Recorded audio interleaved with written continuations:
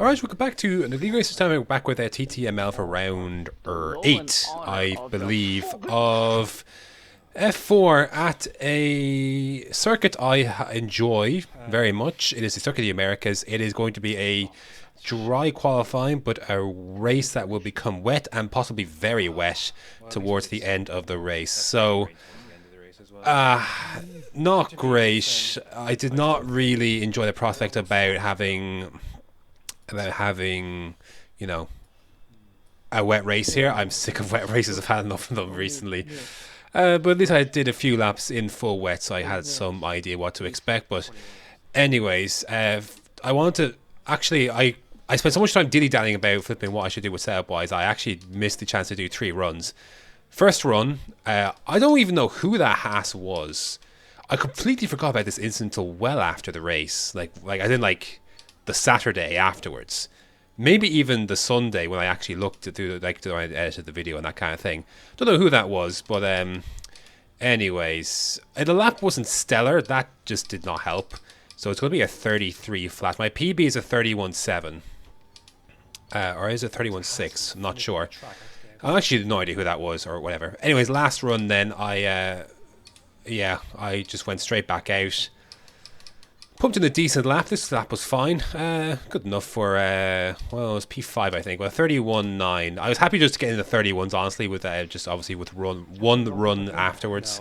Didn't have time to get back in and back out again, so we're going to be P5.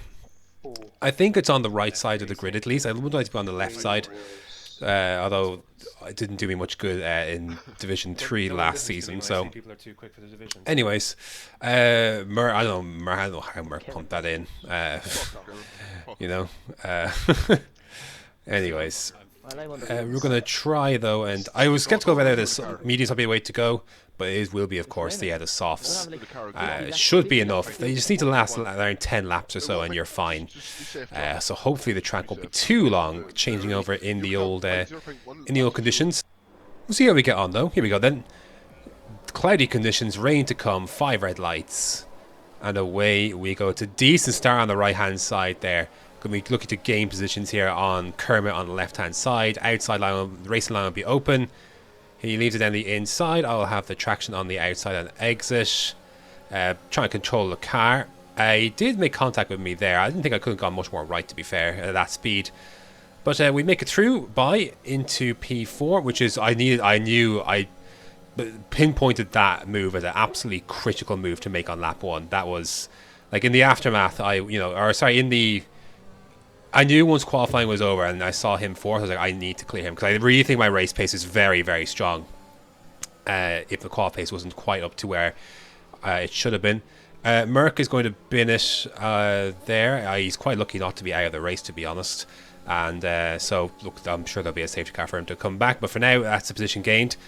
Joe takes the lead, and then Jane and Joe started to go at it. The rain came at the beginning of lap 4.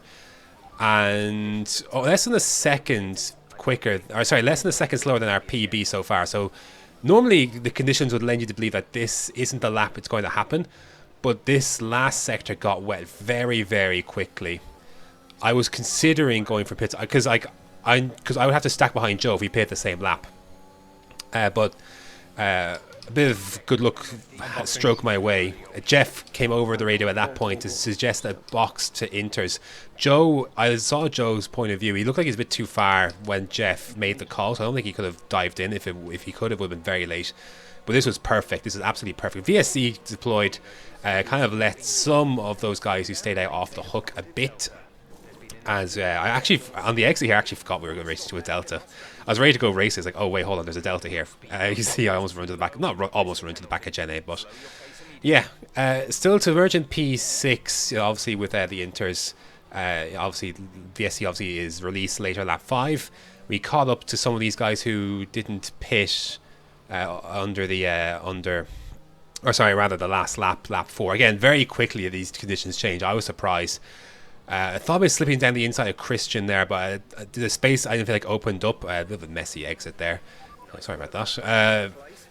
And then Maze, then I wasn't sure which way to go, and then the space opened up on the inside, so we nipped through there. So Joe and Bunty, and I think that's it then, who stayed out, who were in front of us anyway after the pit stops. They come in for inters. So clutch timing from Jeff. I'll give Jeff credit for that one, to be fair.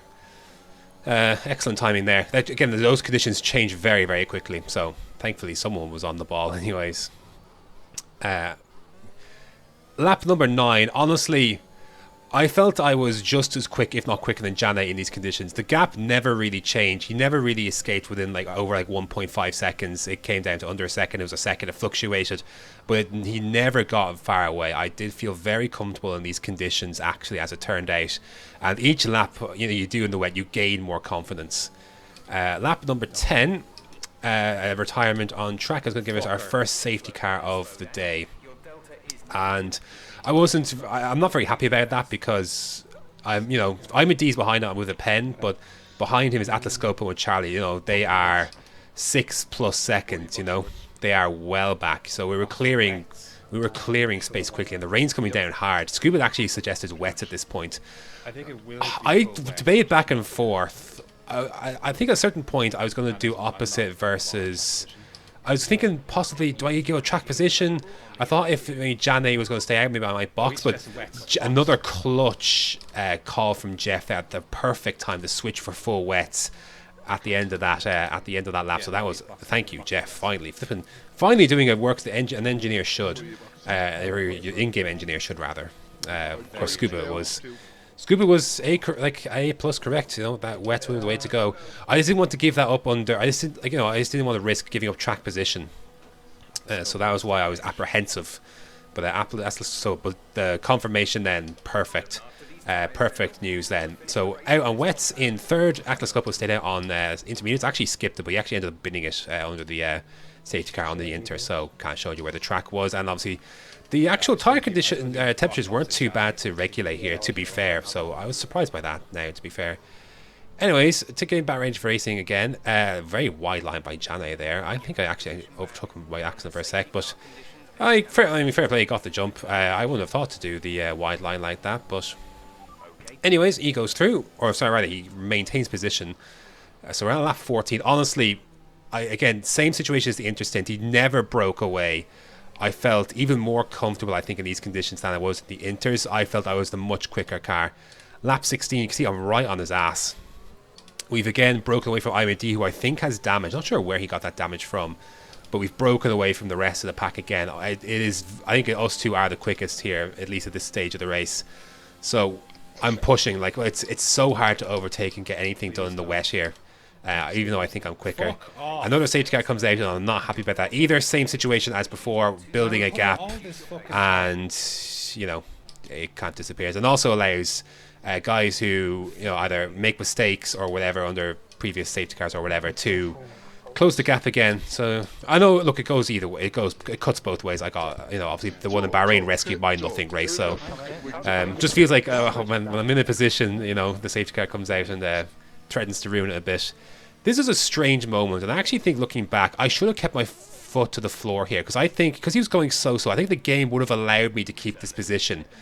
I don't know why he stopped like that. I'm not sure. He maybe had a delta or something, or wanted me to go by, and I don't know what the story there was there. But if I hadn't slowed down to match that pace, I really think I would have gotten away with that, and I would have been under absolutely no obligation to give that place back. He basically stopped the car. But anyways, I slowed down and got legal overtake, so I gave it back. This restart was even more frustrating, because I meant to put in the frame here. You're going to pause it. I'm going to not talk for a second. You can pause it here. Right, so you've unpaused it, and when I crossed the line, our front wheels crossed the line. I was still behind. That overtake, I think, was legal, but the game said nah. And we lost position to Storm then as well, having to get the place back up to Jane. So I'm frustrated, because I'm pretty sure it's the front wheels, right? That whatever part of your car has to overtake first, or cross the line first. On this timing board, I was still behind Jane. And we crossed the line. As far as I'm concerned, green flag racing should occur then. It's stupid because, again, the rules are supposed to be the start finish line is where green flags, commence or recommence. and you can have a situation where the leaders cross a line and it's green flags for everyone then, even though you haven't crossed the start finish line, and you can overtake. It's stupid. But I really thought I got the jump there. I thought that was legit, so I'm kind of frustrated I have to give that one up, to be fair. This is something I completely forgot about till afterwards as well. Storm just let me go here, and I don't know why. I don't talk to him at all, really. He owes me nothing, and I owe him nothing. So that was a strange one. And it's going to jump to lap 26. I'm indeed pitted under that other safety car to box for fresh wets, so there obviously replace the wing. I was definitely quicker than Jane. I was stuck behind at this part of the track. I could see he was beginning to struggle a little bit in Sector 1 as well. I was beginning to get a little bit closer to him in Sector 1. I made the tactical decision, but look, I've been stuck behind Jane this entire race, so I made the tactical decision, right, we're going to let IMD go here. I don't know how much longer I could have held him off anyway. I think those... I'm not quite sure, but I was like, right, let him go and see if he can start a squabble with Jane.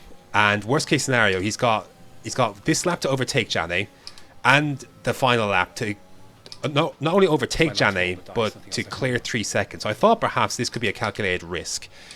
In retrospect, I should have fought this a little bit more, because I think IMD could have overtaken me here. Because I could have defended the line, inside line to turn 1.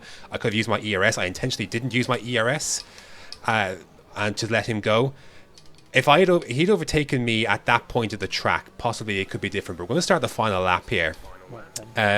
It became clear that IMD was going to win this race once he cleared Jane and cleared 2 seconds by the time we started lap 28.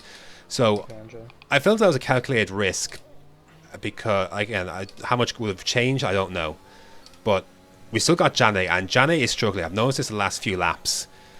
But I still didn't think I couldn't do anything about it. Like, I couldn't all race long. But, you know, the only way is to keep pushing forward. And we're going to do everything we can to, you know, just keep putting the pressure on, or whatever we need to do. That. But I didn't think it would work, to be honest, because, like, again, nothing worked. The flipping, you know, for, you know, the other flipping 20-odd laps, 25, 26 laps. I done to brake later into this hairpin. I don't know what happened to his tires, but coming out of here, this was the closest that I ever got. I was thinking, oh my god, we could do this. So sheer concentration, everything here. Slipstream, overtake, everything I can. He goes defensive. I'm going to use the extra space he didn't break into on the racing line to draw alongside. Along the outside, I had 2 warnings to spare anyways, if that was even if that was given as one. Down the inside into this corner here. Merck's going to sniff this as well. To be honest, still side by side with Jane. To be honest, Merck came from a long way back here. He did send that car in. I do have the racing line though. Jane is behind. We're through on Jane. But we're going to be side by side with Merck through this triple right-hander. And I have a lot more to lose here than Merck does by leaving my car here. I could have easily let this go. But I felt confident that I could keep this position. The racing line for that corner there, you absolutely need that. So got that done. Was able to take that position back. Really happy with that. But the big move was on Jane. IMD wins the race. We're going to come second though. That is an absolutely clutch result. I was very happy with to get that move done on Jane on the last lap. Really good. I was delighted, honestly. Just really strong. That was a big result. Merck got a penalty, I think, the second to last lap as well. So he falls down to 6th. I don't know if Storm's getting a penalty removed or not. Yeah, I haven't seen the stewards report yet. Was that okay? But yeah, just a big sigh of relief there. That was big. I didn't think I'd actually get Jane, having spent the entire race behind him. Again, retrospectively, if I had fought IMD and he'd overtaken me where he overtook Jane, maybe I could win that race. I'm not sure. It's impossible to say if the circumstances on the last lap would have been the same.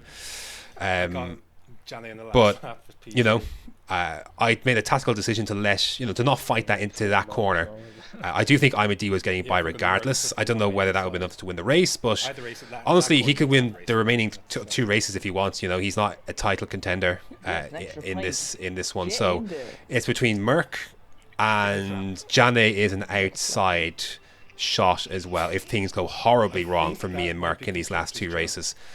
So the constructors, I think, is all but done. I don't think it's officially done, because I think there's 50 plus points for grabs in 2 races. So we don't have that gap yet, but very soon. Really happy with that though. Honestly, I think very much that was a a very good race to make places from P5, make that position on the last lap. Even if it wasn't the race win, the consistency is king. That'll definitely be a video title if things go well. But yeah, there you go then. Absolutely cracking race. Let's have a look at the standings now. So you can see there's a 28-point lead at the top. So basically, I just need to, if I can just outscore Merck by what, 3 points. That is a done deal then for ahead of the last race. I'd like to do that ideally.